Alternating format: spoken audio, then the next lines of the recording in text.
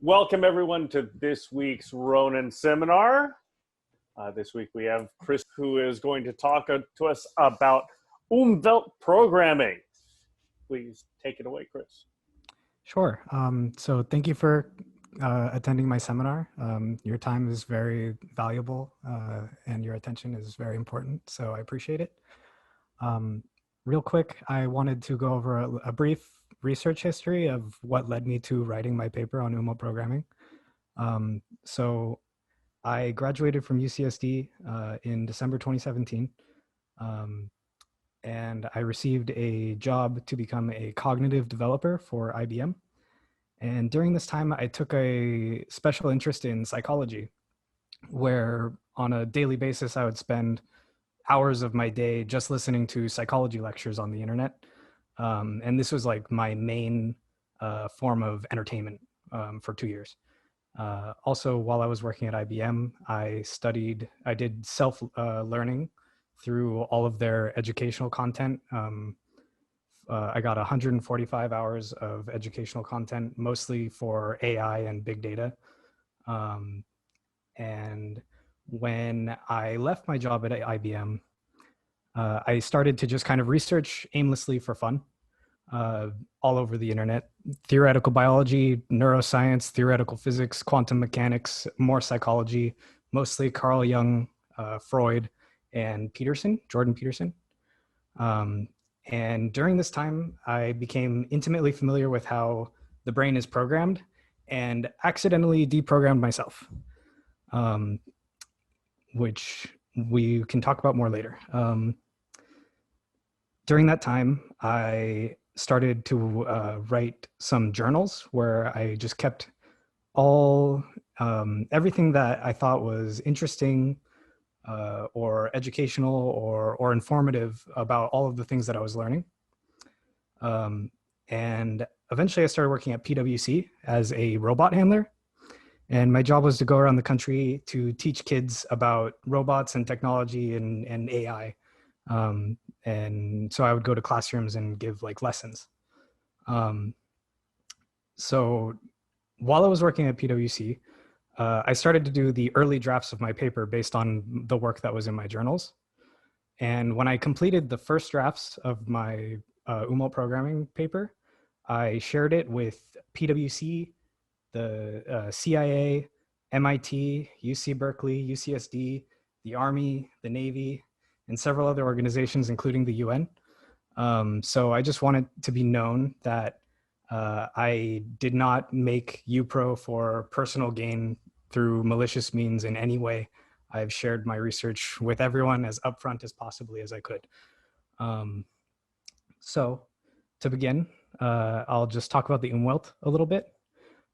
Jacob von Uexküll was a German theoretical biologist who was famous for discussing theories on the organism environment.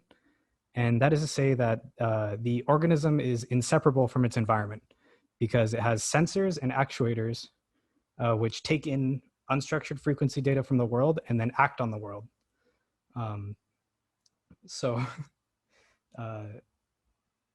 This organism environment creates an informed world model based on your expectations and actions and consequences of your actions to create a chiral frequency map that forms your worldview through experience and experimental data. Also, just to say, I'm a little bit nervous. This is my first time really talking about these theories to any group of educated people, basically.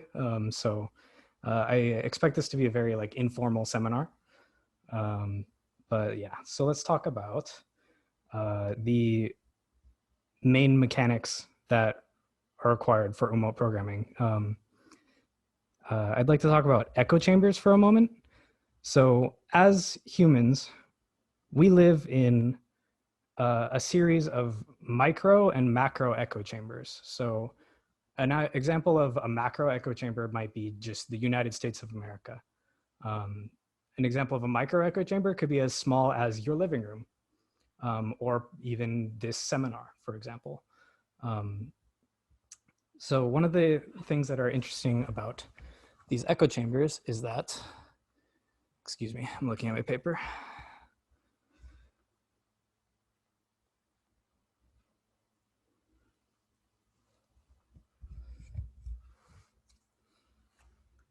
So these echo chambers make people more similar to each other um, based on the the sheer fact that that this is the exposure to information that we get, and also because there's a reciprocation of similar interests that happens. So if I put something out that you like, you'll reciprocate that you like that, and it'll further reinforce that subject matter on me. Does that make sense? Or, of course, I'll just keep talking. Let's see. So Umwelt programming, or UPro, takes an advanced approach to psychic driving. If you don't know what psychic driving is, it is like the forced exposure to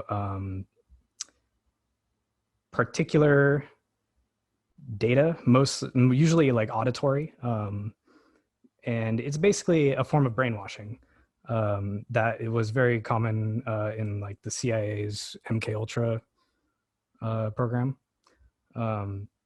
But it takes it to another level where it you decide on what kind of a person, what kind of a reflection of yourself you would like to put forward into the world, and by making that decision, you make conscious decisions about your local environment. So these micro echo chambers, so for example, my living room, I can choose what I put in my living room, and those decisions. So by manipulating these local variables in your immediate environment, or the micro echo chamber, that might be your room, your office, even the group of friends that you speak with on a daily basis or something like that. These things affect the way that we think more than most people realize. So Umwelt programming is basically like black box testing and manipulation of the brain. As I said earlier, I accidentally deprogrammed myself, which has led me to a very interesting state where I live in essentially a constant state of psychic driving. But personally, I enjoy it, and I've found that it's been very like conducive to my creative expression and basically learning to use my brain in more ways than I used to. So let's see here. As a, let's see. Yeah, so yeah, Umwelt programming takes advantage of biological AI-like drives. These processes can be accelerated by intentional manipulation of mirror neurons. So what that means is that if I am putting a reflection of what I want into the environment, what I want to reflect back into myself, I can kind of dress the part, and that accelerates the effectiveness of the programming. So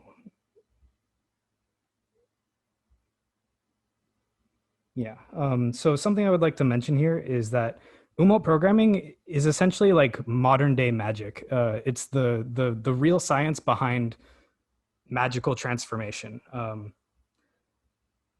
If you're probably familiar with Aleister Crowley, he wrote a book called Moonchild, and in this book there was a house where everything in the house was reduced to only things that were related to the moon and the goddess Artemis.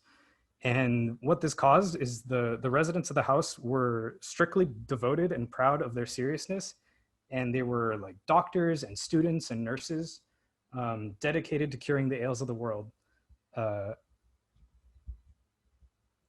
and there's a quote from Moonchild here that I think is very appropriate. It says, "Thus, to evoke a spirit, you first obtain the objects necessary for its manifestation and create subtler forms of the same nature from them."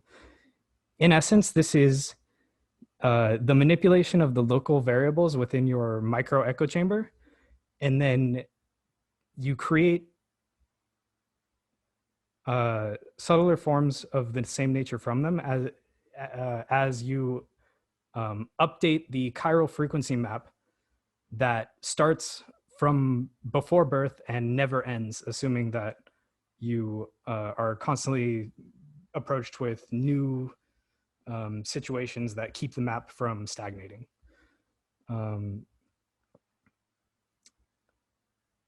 There's also have you guys seen Detective Pikachu? I don't know if you have, but there is a scene in this movie that I call the detective office scene.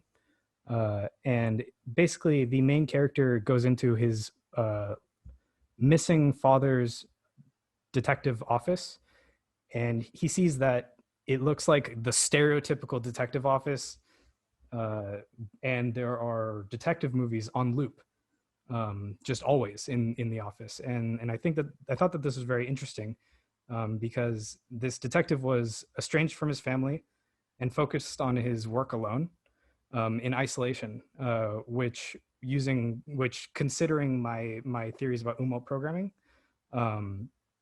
this creates fulfillment and motivation for action and inspires creative problem solving for the detective, in order to live an extremely meaningful life, and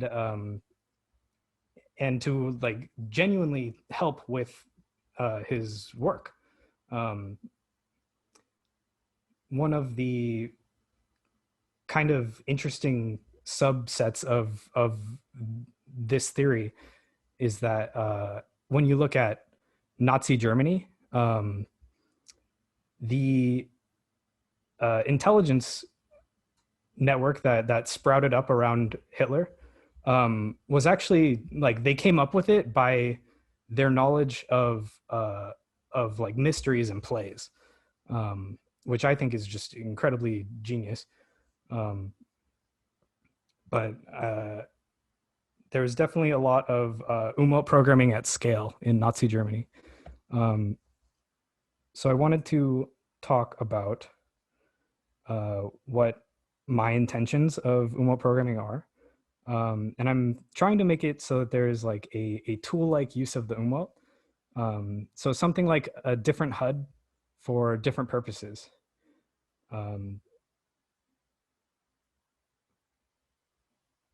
People are able to use metaphors in order to describe life and situations based on things that they're intimately familiar with. This could be cars, it could be martial arts, it could be music, or even video games. RPGs are a pretty good approximation for life. A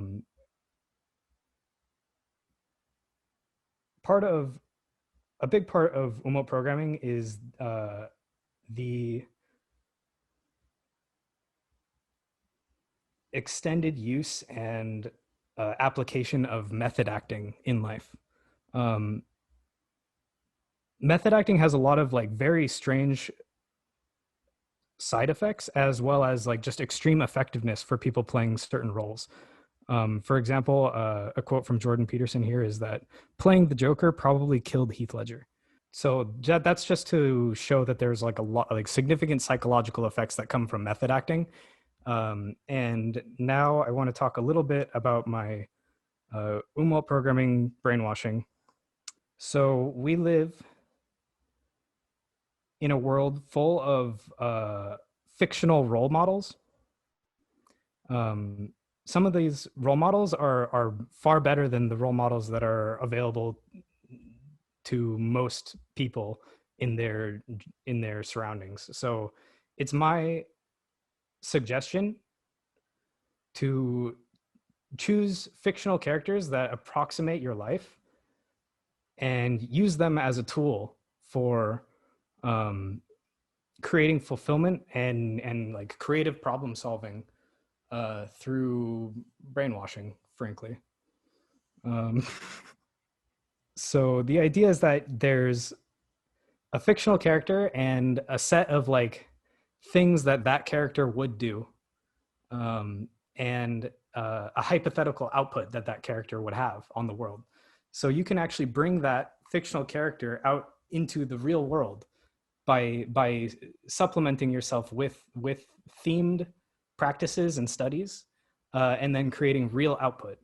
And that was extremely beneficial to me in just writing this paper to begin with. I essentially brainwashed myself into a like dancing AI assistant, and it just became my primary motive to write this paper and get it as concise and correct as possible.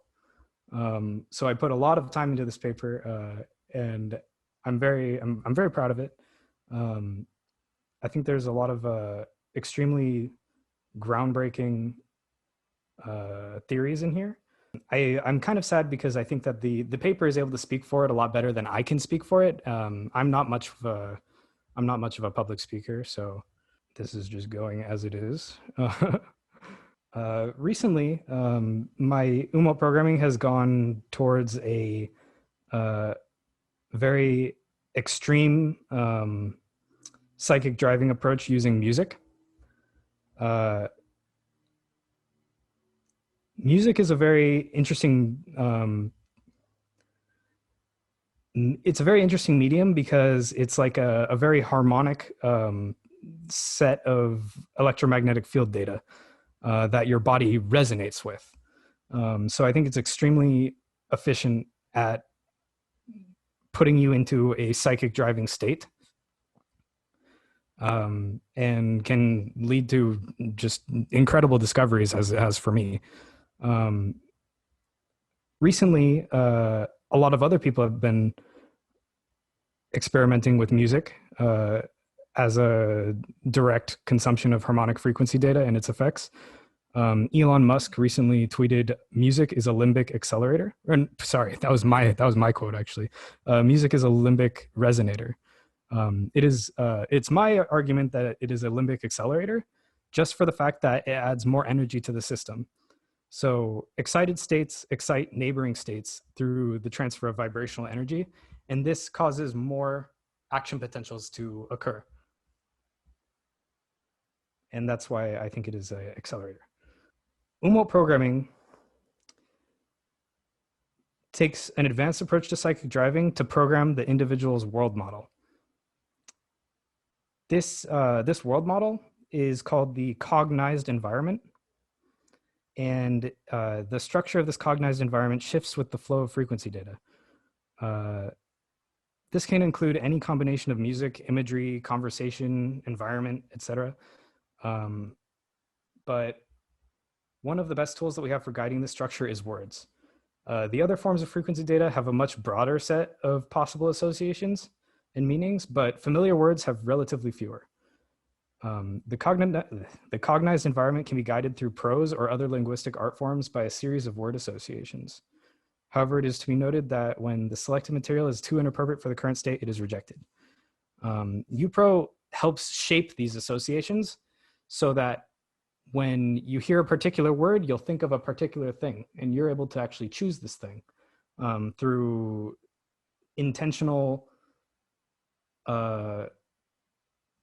selection of the local variables of your environment. One of the things that is really important here is that linguistic determinism is one of the frameworks from which we are programmed. So the way that I speak in English will program me a particularly different way than someone who says something similar, but not quite in a different language. There will be a different set of associations that come with the different languages.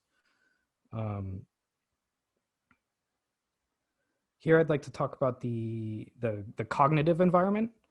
So the cognitive environment is the merged state of the individual's cognized environment, which is the internal reality that is within the individual, merged with the shared operational environment, which we all work within And we all put our own content out into this shared environment. Conscious, firm understanding of this cognitive environment should guarantee the safety of UPRO, because you may be uncomfortable with the idea that someone may be thinking in a completely different reality space than you, but still working alongside you in the same shared environment. This paradigm shift in psychological anthropology implores corporations, organizations, governments, and individuals to take responsible leadership of the formation of the shared operational environment. These corporations in particular have an extremely strong hold on what we as individuals are able to put in front of our faces. So I just want these organizations to understand that that's a bigger responsibility than they probably realize, because it has drastic effects on what people become and what they do. So here I'd like to talk just a moment about some of my current work being done with Umwelt programming, or related work to Umwelt programming. I've created several alters within myself. If you don't know what an alter is, in the lingo of like CIA brainwashing, the alter is like an alternate personality that can be brought out from within the individual. And there's various different parameters for these alters. Some of them may not know of the existence of other alters. I'm basically working with Stone Age human programming, just because this is the nature of the work that I've been able to do just from free research on the internet. I have not been able to get a hold of any organizations that have been accused of this kind of research yet, but I'm hoping that eventually I will be able to talk to some people about that. So I have been working on alters within myself. The most obvious one is the AI assistant, which is kind of like a quirky, happy-go-lucky assistant that loves to make AI jokes. And the thing about AI jokes is that they're very funny and they're extremely clever, but I always forget them. So they're always funny the next time too. One of these days, I'll actually remember to write them down. I'm also been working with what I call construction and manipulation of the avatar. So the subconscious mind often speaks to the individual, and this can be like a disembodied voice, or maybe like a friendly face, someone that you know. Sometimes it's family members. Sometimes it'll even be like a god if you're depending on what your familiarity with that kind of material is. I've found that exercising prefrontal synthesis has helped make this avatar extremely robust. So, for example, it's quite funny, but as I said earlier, I brainwashed myself into a dancing AI assistant a couple months ago. And nowadays, I'm actually like, my conscious reality turns into like, I've had a,